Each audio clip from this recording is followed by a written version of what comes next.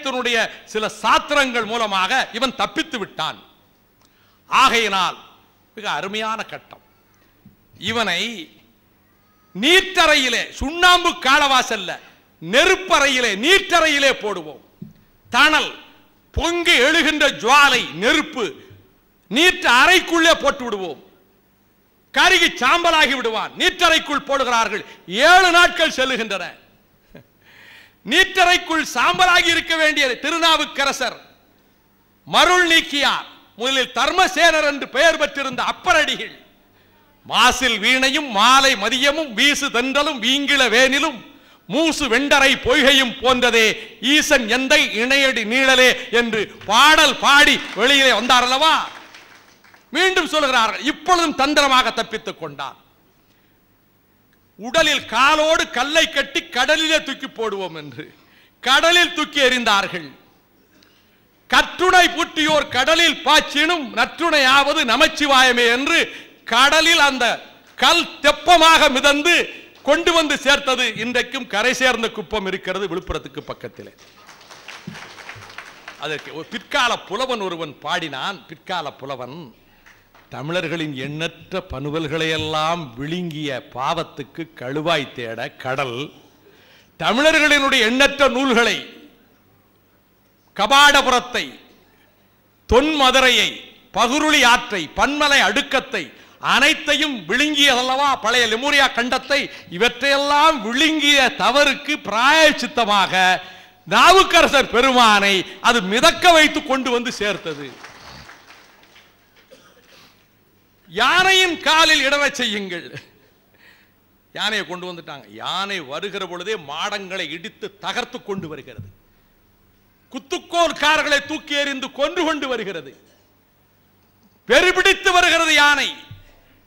அதன் தலையை, நாவுக்கரசர் தலையை காலால் இடறச் சொல்லி இருக்கிறார்கள். யானை காலால் இடரும் என்று எதிர்பார்த்திருக்கிறார்கள். நாவுக்கரசர் அழகான பாசுரம் தருகிறார். சுண்ணவெண் சந்தன சாந்தும் சுடர்திங்கள் சூடா மணியும் வண்ண வரிவை உடையும் வளகி வளரும் அழகிய நிறமும் அண்ணல் அரண்முற நேரும் அகலும் வளாவிய வரவும் திண்ணன் கெடில புனலும் உடையார் தமர் நாம் அவர்தான் அஞ்சுவது யாதொன்றும் இல்லை, அஞ்ச வருவதும் இல்லை. யானை காலால் இடரவில்லை. 3 முறை சுற்றி வந்து கீழே படுத்து வணக்கம் செய்துவிட்டு எழுந்தது. இதிலும் என்ன செய்தி எனில், அஞ்சுவது யாதொன்றும் இல்லை, அஞ்ச வருவதும் இல்லை.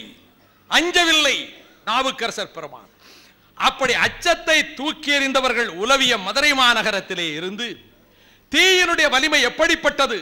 ஐயூர் முடவனார் என்ற புறவர் புறநானூற்றில மிக அருமையான பாடல். காரகூடத்து துஞ்சிய மாறன் வழுதி என்ற மன்னனை பற்றி ஐயூர் முடவனார் எழுதியிருக்கின்ற புறநானூற்று பாடல். தீ எப்படிப்பட்டது, தண்ணீர் எப்படிப்பட்டது என்று புறநானூற்று புலவன் சொல்லுகிறான். நீர் மிகின் வரையும் இல்லை. எப்படி சொல்லிருக்கா? சுனாமி வந்து இப்பதான் நம்ம பார்த்திருக்கிறோம். பழந்தமிழர்கள் கடல்கோளை கண்டார்கள். கடல்கோள், கடல் பொங்கி தமிழகத்தை விழுங்கிற்று. புலவன் சொல்லுகிறான், நீர் மிகின் வரையும் இல்லை. தடுக்க முடியாது, தடை போட முடியாது. கடல் பொங்கினால், நீர் பொங்கினால், நீர் வலிவை காட்டினால் நீர் முகின் வரையும் இல்லை. தீமிகின் மண்ணுயிர்க்கு நிழற்றும் நிழலும் இல்லை. நெருப்பு மிகுந்து விட்டால், அக்கினி மிகுந்து விட்டால், நெருப்பு சூழ்ந்து விட்டால் உயிர்களை காப்பாற்ற முடியாது. வழி மிகின் வலிவும் இல்லை. காற்று சீற்றம் கொண்டு விட்டால் தடுக்க முடியாது. அடுத்து சொல்லுகிறார், இந்த சின வழுதி இருக்கிறான் அல்லவா, மாறன் வழுதி, இது தமிழ் மண் எல்லோருக்கும் பொது என்று ஏற்றுக்கொள்ளாமல், தன் தமிழ் பொது என்று கருதாமல், பாட்டில் இருக்கு, தன் தமிழ் பொது என்று கருதாமல் அவன் போருக்கு புறப்பட்டு விட்டால் அதன் பிறகு பகை மன்னர்களே உங்கள் கதி. ஈசல் புற்றிலே இருந்து வருகிற ஈசல்கள் நெருப்பில் விழுந்து மடிவதைப் போல ஒரு பகல் உங்களாலே உங்களை காப்பாற்றிக் கொள்ள முடியாது. ஆக யுத்தத்துக்கு செல்லுகிற பொழுது அந்த மன உறுதியோடு செல்ல வேண்டும். இதை யார் சொல்லுகிறார்? மீண்டும் நான் மார்கழி பெருவிழாவின் தொடக்கத்துக்கு வருகிறேன். சூடி கொடுத்த சுடற்கொடியினுடைய பாடலுக்கு வருகிறேன், ஆண்டாளினுடைய திருப்பாவை பாடலுக்கு வருகிறேன். அதில் இதே கருத்தை தான் சொல்லுகிறாள். மாறி மழை முழிஞ்சில் மன்னி கிடந்து உறங்கும், மாறி மழை முளைஞ்சில் மன்னி கிடந்து உறங்கும் சீரிய சிங்கம் அரி உற்று தீ விழித்து வேரி மயிர் பொங்க எப்பாடும் பேர்ந்து உதறி மூறி நிமிர்ந்து முழங்கி புறப்பட்டு போதறி போல் நீ பூவண்ணா. என்ன அழகான பாட்டு! சிங்கம் புறப்படுகிறது,